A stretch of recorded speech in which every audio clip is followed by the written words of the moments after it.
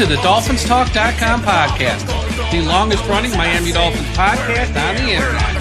We're always in control, and when you say Miami, you're talking to my ball. Cause we're the Miami Dolphins, Miami Dolphins, Miami Dolphins #1.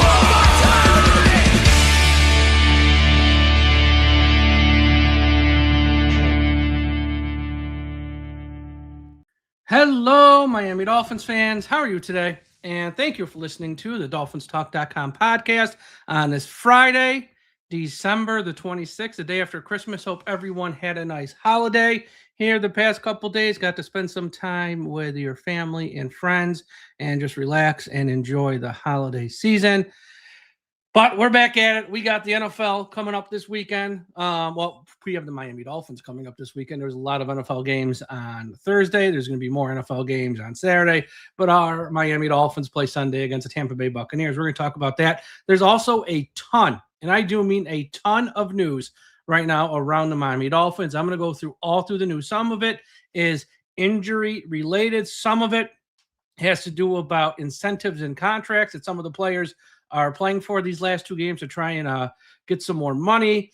And there's just so much news. It's not even funny. I can't even tease it all, honestly. And then we'll talk about the game this weekend. I'll give my fearless prediction and we will go from there.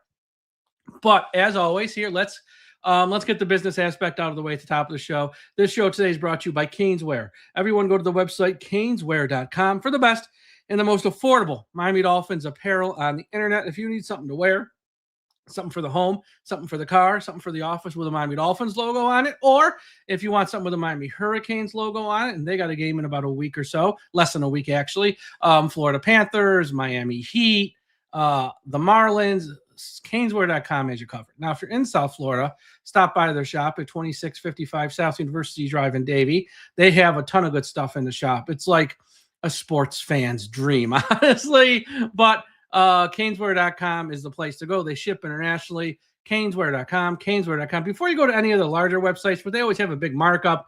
And I'm not saying they're going to rip you off, but they're kind of going to rip you off. Go to Caneswear.com. They got the best prices for anything you need for yourself or a family member. Also, shout out to everyone watching us live at the I Am a Miami Dolphins fan Facebook page. If you're on Facebook, please be sure you are part of the I Am a Miami Dolphins fan Facebook page. Check them out there.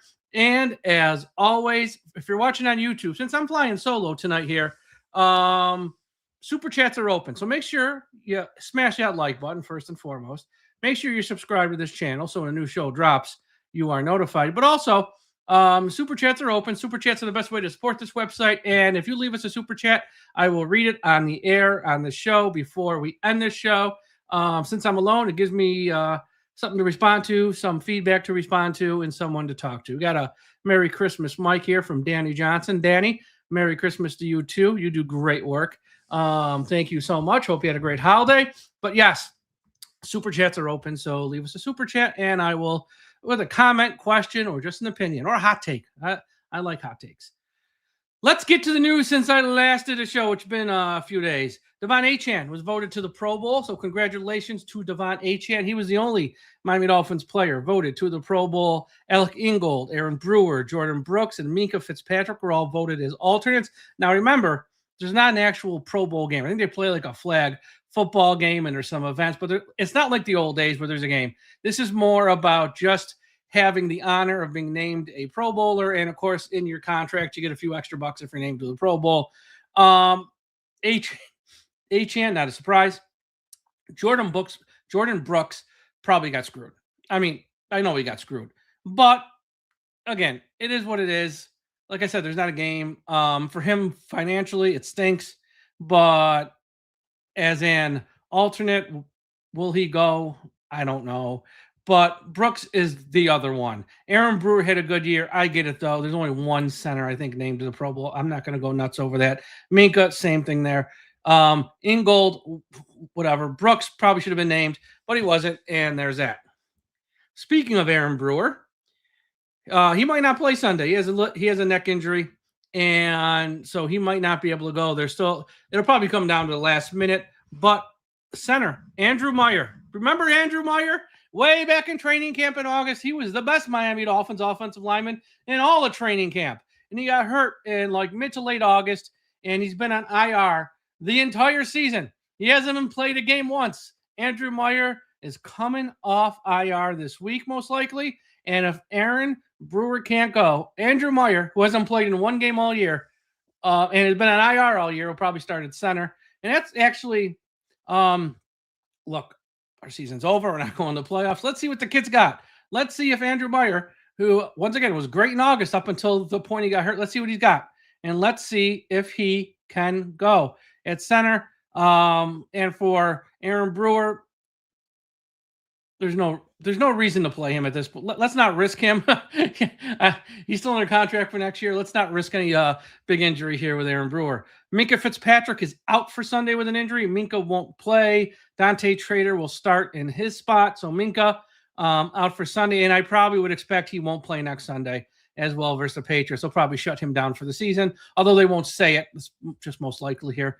And Mike McDaniel today, when he met with the press, said that no decision has been made on who will be the kicker Sunday. So will Riley Patterson hold on to the job, or will they activate Jason Sanders off of IR and let him kick? To me, this is kind of silly. Patterson should have the job for the whole year. I don't even know why they're entertaining this, but no, they might actually activate Jason Sanders for these meaningless games and let him kick. D. Eskridge, the wide receiver, is unlikely to play Sunday because he has a toe injury. So do not look for D. Eskridge on the field. And this is a sad story, actually. Miami Dolphins cornerback Isaiah Johnson tore his ACL in practice on Tuesday. So the 23rd, he tore his ACL. Obviously, his season's over. And that because it's so late in the year, probably will carry over to next year as well. So very unfortunate there for Isaiah Johnson. On the Tampa Bay front, their superstar tackle, Tristan Wirfs, will not play. He has a toe injury himself, so Wirfs will not play against Miami on Sunday. Omar Kelly of the Miami Herald, he's got a great article up talking about how Chubb is due to make an extra $4.8 million possibly, all depending on how these last two games go for the Dolphins. From Omar Kelly, the Miami Herald, that the Miami Dolphins defense finishes this season ranked in the NFL's top 20 in points allowed, with Chubb's existing playing time percentage and his sacks he's already has this year. He'd earn an extra $4.8 million because he's played in 78% of Miami snaps, and he already has 6 sacks on the season. So if the Miami Dolphins – now, here's what needs to happen. In points allowed, right now, Miami's 22nd. They need to leapfrog Cleveland and Atlanta. And if they leapfrog Cleveland and Atlanta these last two games in points allowed, Chubb gets an extra $4.8 million. And if Chubb gets 2 more sacks in these final 2 games, he makes an extra $900,000 as well. Again, though, they'd have to. So I think the $900,000 and the sacks is also contingent on Miami finishing in the top 20. So for Chubb, he really needs Miami to jump 2 spots there in points allowed past Cleveland and Atlanta, and he gets $4.8 million. And if he gets 2 more sacks, he gets an extra $900,000. So Chubb's in line to make like $5.7 million here if he has a good 2 weeks and the team doesn't give up a lot of points. So expect really Chubb to be playing like his hair's on fire these last 2 games when Miami's already been eliminated from the playoffs. Jordan Poyer spoke this week, and all I'm going to say is, wow. Now, look, he's not necessarily wrong. He's not necessarily wrong. But Jordan Poyer said regarding his time in Miami last year, and I quote, "It was the first time in my career I felt alone on the field. It's one of the worst feelings. You're out there having to guard everything. I didn't understand our defense. Nobody understood our defense. I can understand concepts of how an offense is trying to attack us, but if I don't know where the guy next to me knows where he's supposed to go, it's draining. It took a lot out of me, mentally, physically, and emotionally. And we were getting our ass whooped." So not a glowing endorsement of the Miami Dolphins and Anthony Weaver. And when Anthony Weaver was asked at a press conference earlier in the week about Jordan Poyer's comments, I'll give Weaver credit. He took the high road. and he kind of threw Chris Greer under the bus at the same time. So this makes me like Weaver even more. A, he took the high road, and B, he threw Chris Greer under the bus.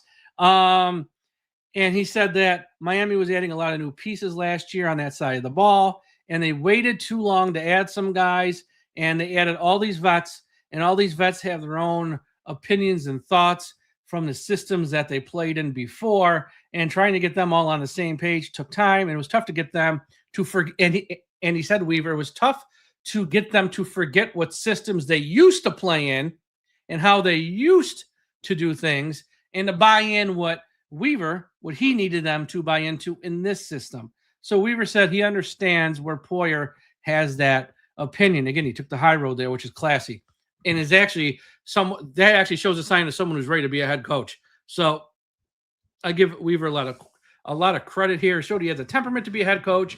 Look, I don't know if he's going to be a head coach this offseason. I don't know if he's going to get a job. I think Miami overall from all around the league is viewed as, like a joke.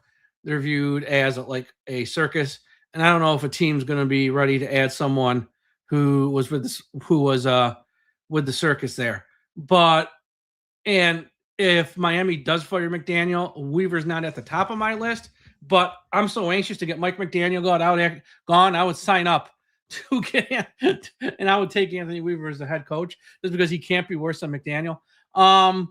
But yeah, that was a good answer by Weaver, and it shows he's ready. It's going to be interesting.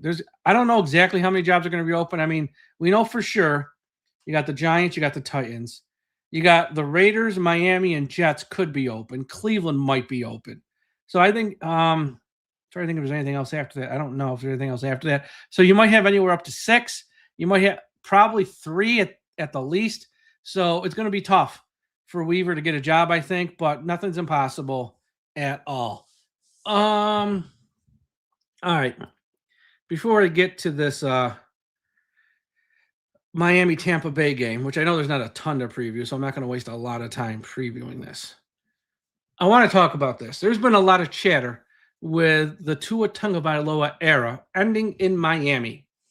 And it has ended. Once again, if you're under the illusion he's coming back next year or he's going to be the backup, it ain't happening, folks. You're living in a fantasy world. It just ain't happening. What does Miami do to find their next quarterback of the future, their next franchise quarterback? Are they going to draft someone this year? Are they going to wait a year and take someone in the 2027 draft? Are they going to go out there and trade for somebody? There's a lot of rumor, a lot of innuendo, a lot of chatter. And the two most prevalent that are out there are, number one, and I'm not spending much time on this because I don't think it's going to happen. And if it does happen, or when it becomes apparent it could, then we'll spend time on it, is the Ravens are ready to move on from Lamar Jackson, and they might trade him in the offseason. And, of course, since he's from Miami, the Miami Dolphins have been linked to him. Look, he's a 2-time MVP. I know this year hasn't been great, but I'd be very cautious of making that trade.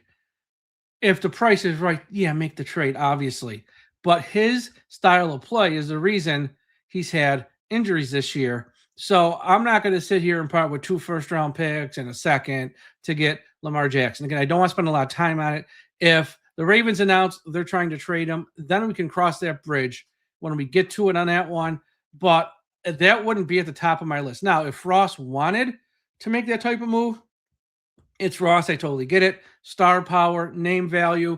He is a very good quarterback, clearly, even as he starts to get a little bit older and those injuries start to mount up.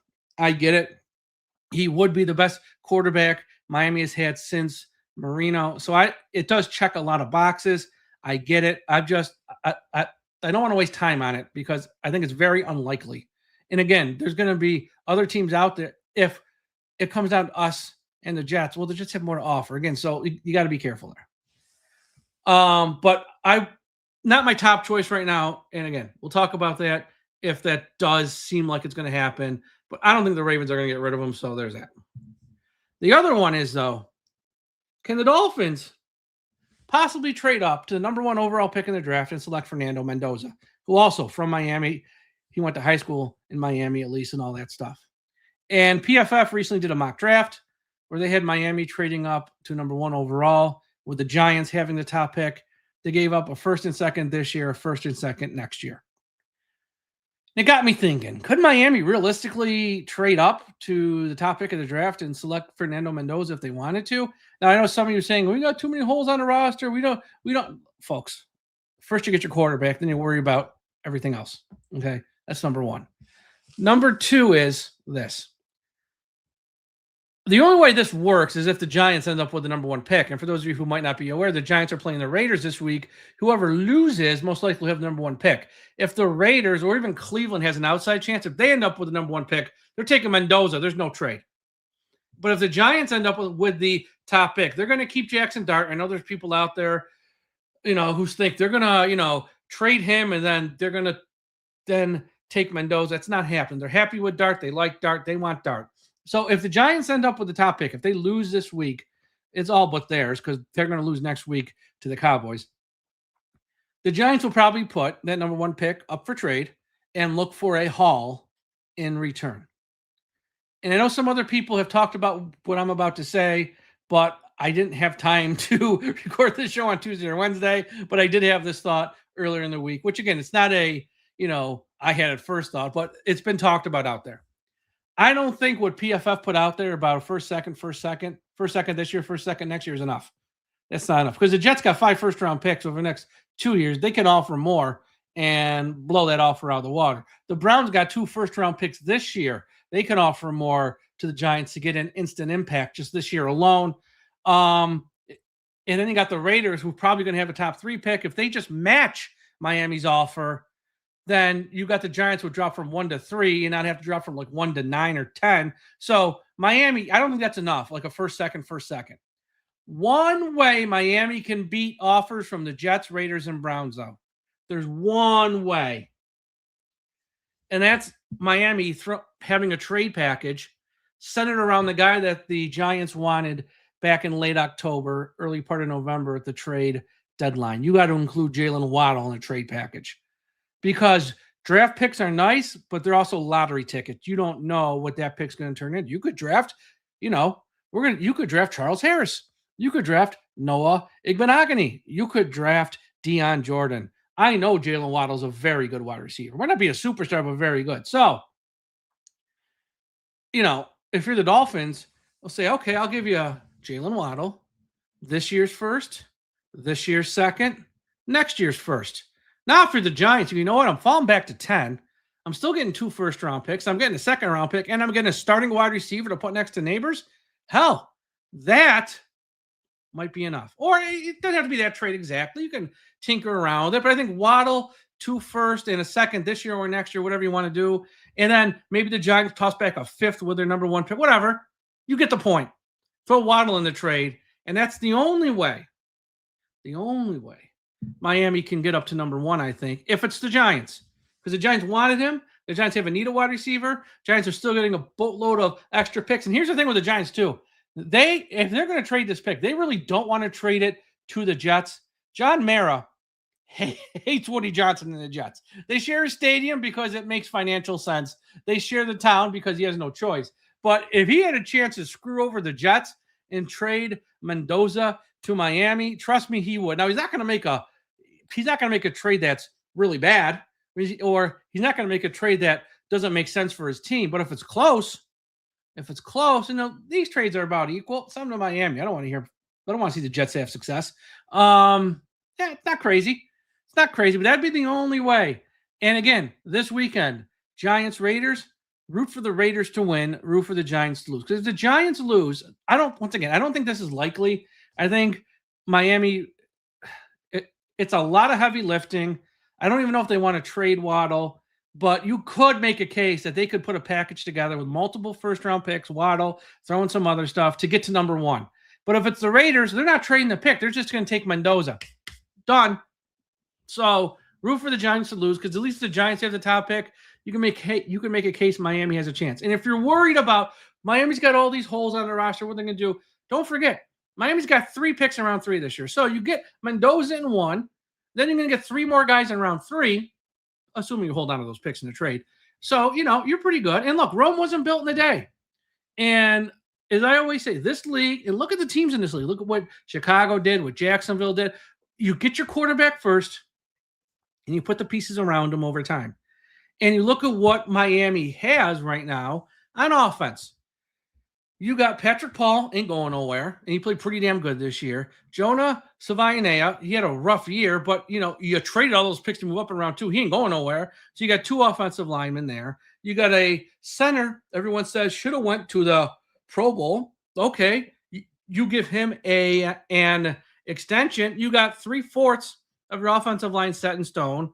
Austin Jackson, I don't trust, but he's a first-round pick, and when he plays, he's good. If you want to keep him, you got 4 offensive linemen. They ain't going nowhere. Possibly. And yeah, you got to find some tight ends. You got to find some wide receivers. If you pay the running back, he's got a Pro Bowl running back. It's not like Mendoza's coming into nothing. He'd have a young offensive line that he can grow with in front of him, including one guy who many think should have went to the Pro Bowl. He'd have a Pro Bowl running back. Yeah, wide receiver and tight end would need to be addressed. Because even if you like Waller and they keep him, my phone's ringing. I can't answer that. Let me hang up on this right now. Sorry about that. And, it's like, yeah, you got to find wide receivers. You got to find all that stuff. And it takes time. Hold on, let me just get this phone off, actually. So nobody can call again here as I'm recording. Sorry about this. Well, maybe I can't turn it off. Okay, whatever. So yeah, it kind of makes sense.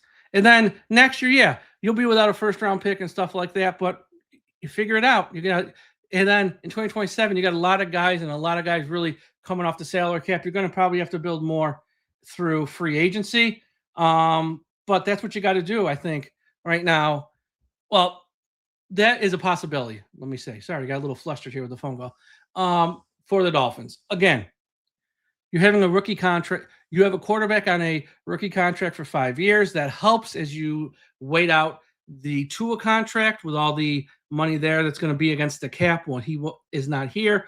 So if I'm the Dolphins, I'd rather explore that option than going out there and trading picks for an old Lamar Jackson who's on the downside of his career. Again, wouldn't necessarily be mad if they got Lamar Jackson, but I would rather go the route of let's get a guy in this year's draft. And again, even if they can't trade up for Mendoza, I know, people, fans online and stuff, don't take a quarterback in this draft. Why? If there's, selecting a quarterback, there's a lot of risk involved. It's a process that's an inexact science. If they do their homework on someone, you know what? Everyone else, they don't like this guy. We think this guy might be good. He might be there in round 2 or round 3. We can get a guy in round 2 or 3. Yeah, he's got to sit for a year maybe, but he could be our long-term answer. Take him. Like I said, we've got 3 picks in round 3. So if they got to pick at 10, if they got to pick at 44, then they got 3 picks in round 3. If there's a guy in round 2 you like, roll the dice because you still got 3 picks in round 3. If there's a guy in round 3 you like, you got 3 picks, take one there. This notion that, well, if you don't take a quarterback in round 1, just don't take one. It makes no sense. And this notion it's a weak quarterbacks class, well, according to who? It's like, let's just wait and see. Guys fall through the cracks. There's always quarterbacks that, look at Brock Purdy, fell to round 7. Yeah, I wouldn't bank on that. Sorry. My phone is just blowing up right now.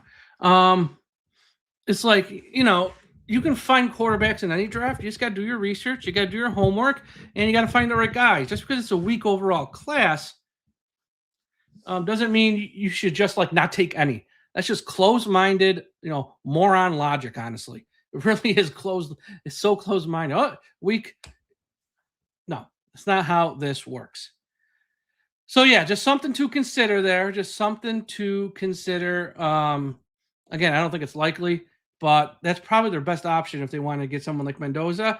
And look, I like Waddle as much as the next guy. Waddle's not a number 1, and by the time this team and this organization again is ready to compete, Waddle probably won't even be here. Let's just be honest. We're probably 3 years away from being a contender, and Waddle will probably be out of his contract by then. So if you can trade him now to help you get a franchise quarterback, just do it.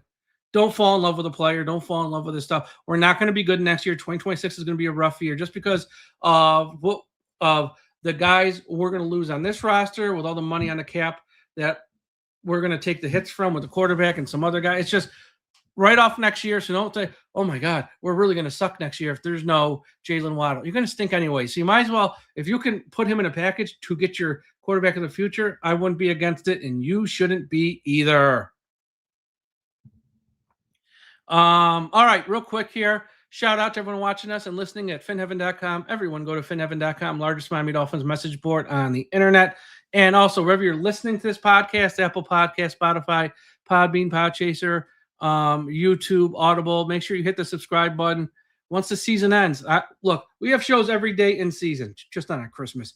But when the season ends, that's when we really start heading to work, and we will have you covered with shows, with all the rumors, all the news, with all the hirings and firings. So you want to make sure you don't miss an episode. We've been doing this podcast for over 10 years. We got you covered like no other Miami Dolphins podcast network out there. So make sure you're subscribed so you don't miss an episode. Also, again, for those watching us live on YouTube, super chats are open. Drop me a super chat. I'll read it here on the air at the end of the show.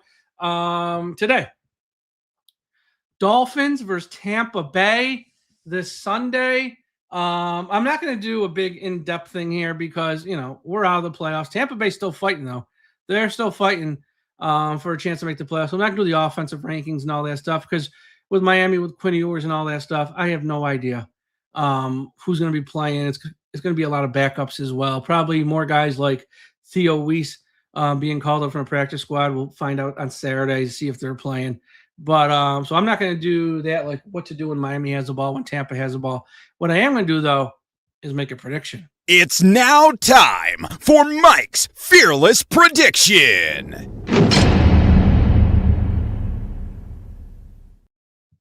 All right. The Tampa Bay Buccaneers at the Miami Dolphins from Hard Rock Stadium, 1 p.m. on Fox. Kenny Albert and Jonathan Vilma on the call. Start number 2 for Quinn Ewers. Will the Dolphins let him do a little bit more this week than he did last week? That is the question. Quinn wasn't bad in his first start, but he also wasn't anything special. The Dolphins' running game helped him out a lot. Waddle played like Waddle and had a very good game. But Ewers is going to need much more help from the wide receivers and tight ends if Miami has any chance to beat Tampa.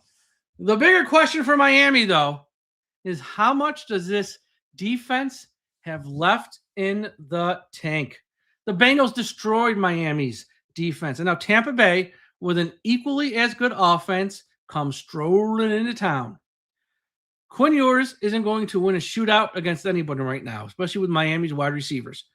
Can the Dolphins' defense hold Mayfield and those Tampa wide receivers and running backs to around 20 points or less? That is the question. If they can, Miami has a puncher's chance. But I don't think they can right now. I don't think they got a snowball's chance in hell. I think Achane will have a big day because that's what Achane does. I think Quinn Ewers will be okay, just kind of like he was last week, just okay. He's going to make a few mistakes here or there, but he's not going to do anything that's going to put fear into the Tampa defense. And I think Mike McDaniel loses another late season game to a good team. So Miami will not win. Give me, very similar to last week, Tampa 45, Miami 17. I think Tampa comes down to Hard Rock and destroys the Dolphins and 45-17. If you got picks, put them up here in the chat right now, live on YouTube. I will share them. But yeah, I just think, and this is a type of loss, another one similar to last week that's going to hurt Mike McDaniel's case to stay on as head coach, because everything we saw after last week's game was, there was a lot of reporting leading up to last week. Mike McDaniel's likely to return. Mike McDaniel's likely to return. Mike McDaniel's likely to return.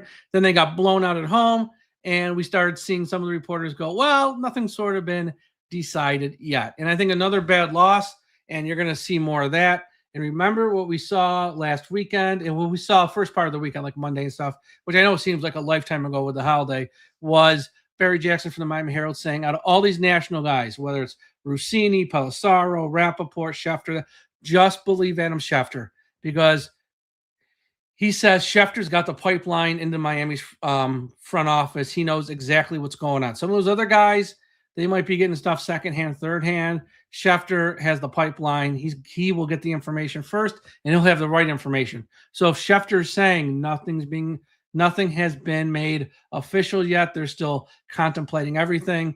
That's what I believe right now.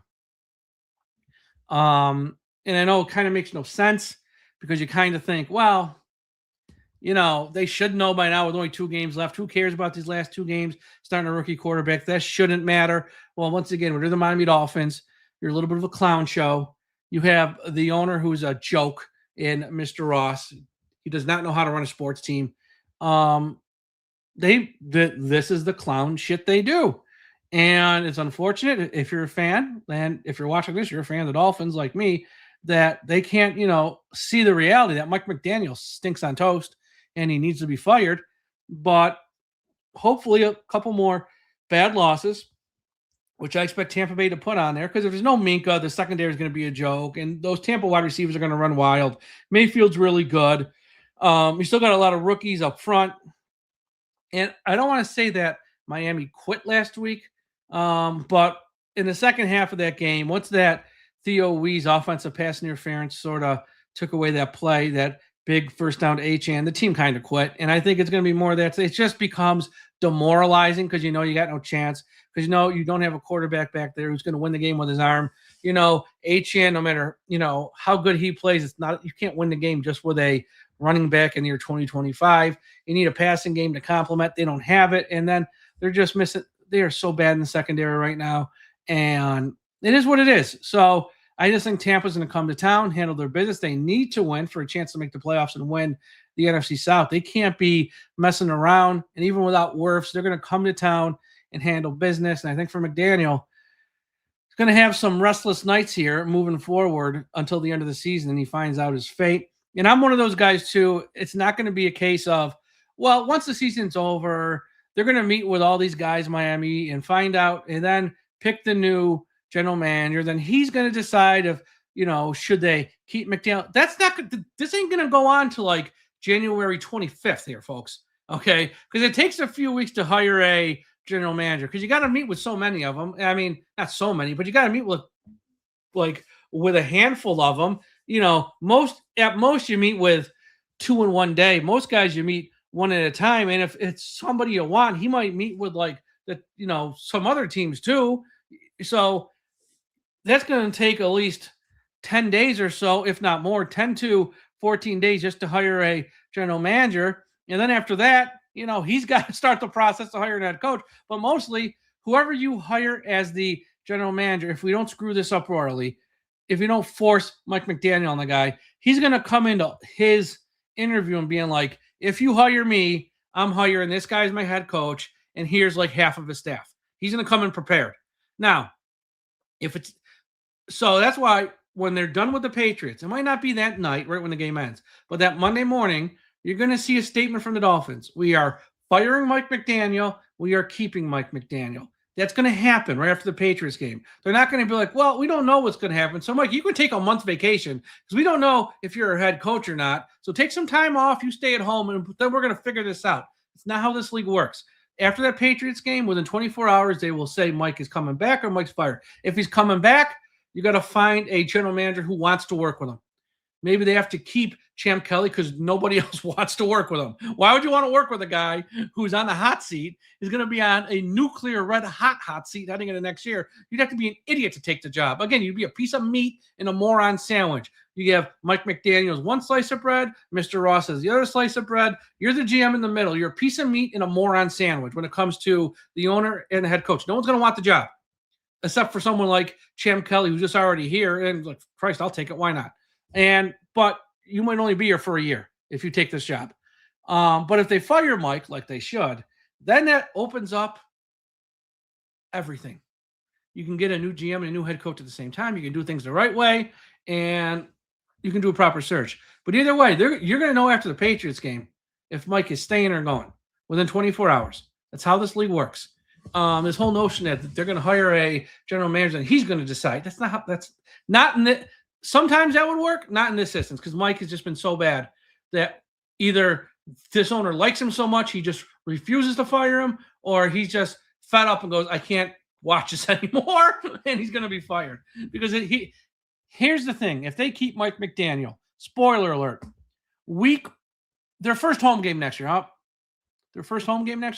you're going to see the banners flying over the stadium, fire McDaniel. The team's going to run on the field. They're going to get booed because they did that with Greer. They're going to do it with McDaniel. They don't like the guy.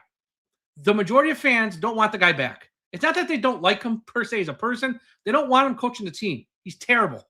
And if Ross and Tom and all the people in power don't understand that your fan base doesn't want this guy back, then they don't know how to read the room, and they're morons. And I know, to Mr. Ross, he prioritizes things. He's got his Hudson Yard real estate. He got his West Palm Beach stuff going on, and he's got the Miami Dolphins third on his priority list. And as a fan, that stinks because we're an afterthought. And just keep Mike, it's fine. I got more important things to worry about with his real estate business. We get screwed. But if he does that, when he goes to sit down in his little, up there at Hard Rock Stadium, sit down in the box next September for the first home game, he's going to hear boos. You're going to see banners. It's going to be ugly because it just is. You got to read the room. And this head coach is really bad at his job. He's terrible at his job. One of the worst at his job. Historically bad at his job. That's not hyperbole. There's facts to back it up. I wrote a whole article on that on Monday. Check it out on our website. He's just horrible.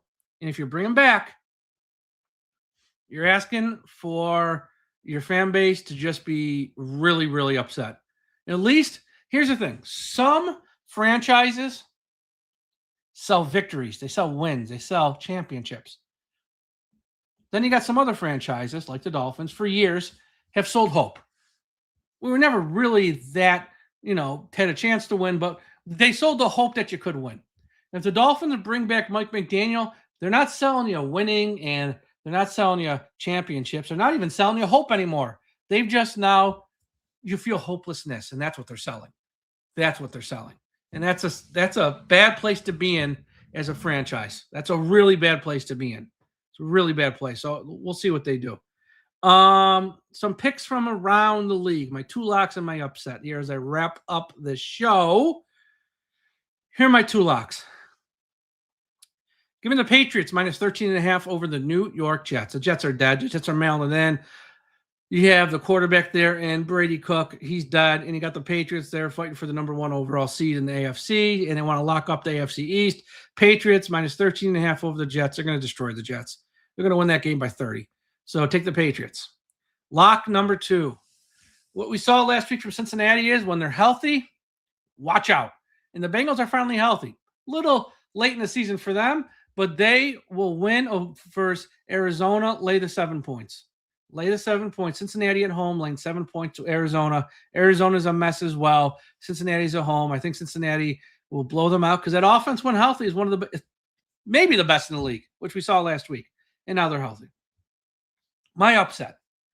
And I have picked against this team countless times this year. But with Christmas now behind us, I am a believer. Give me the Carolina Panthers, plus 7 at home over Seattle. I am all in on the Panthers. They have won me over. Now, that's a franchise with a really horrible owner, but at least he's kind of learned, get out of the way and shut up. Something our owner hasn't learned in about 18 years, but is what it is. I like the Panthers at home plus 7. Even if they lose, I think it'll be a close game. Seattle, West Coast East, 1 o'clock start. Seattle I like. I just think this is going to be a close game. Even if they don't win the Panthers, I think they'll keep it close. So my locks are the Patriots minus 13.5 over the Jets. Cincy minus 7 over Arizona. Carolina plus 7 over Seattle. And if you're a fan of the Dolphins, just root for the Giants. Not that we will trade up to the topic of the draft, because I don't think we will. But it gives us hope that we can possibly if the Giants hold the pick. So root for the Giants to lose is what I'm saying. Root for them to lose. Root for the Raiders to win this week. All right. That's all for today's show. On Saturday, we will have the Dolphins Talk matchup show with Robert and Eric. And on Sunday, after the game, I will be on the post-game wrap-up show. Don't know if Tom will be able to join me. I'll see. But either way, we'll be up right when the game ends on the post-game wrap-up show here at DolphinsTalk.com. If you're on social media, follow us on all the social media platforms, Twitter, Instagram, Threads, Facebook at Dolphins Talk, on TikTok as well. And also check out the website, DolphinsTalk.com, for all the new articles and stuff we got up there. Everyone, have a great Friday night. Have a great Saturday. And we'll talk to you again after a while. But don't forget, even if you're on the roads this holiday, even though Christmas is behind us, we're going into New Year's, a lot of people still off from work. They're out there with the family. When you're driving around, we still must put an end to highway profanity.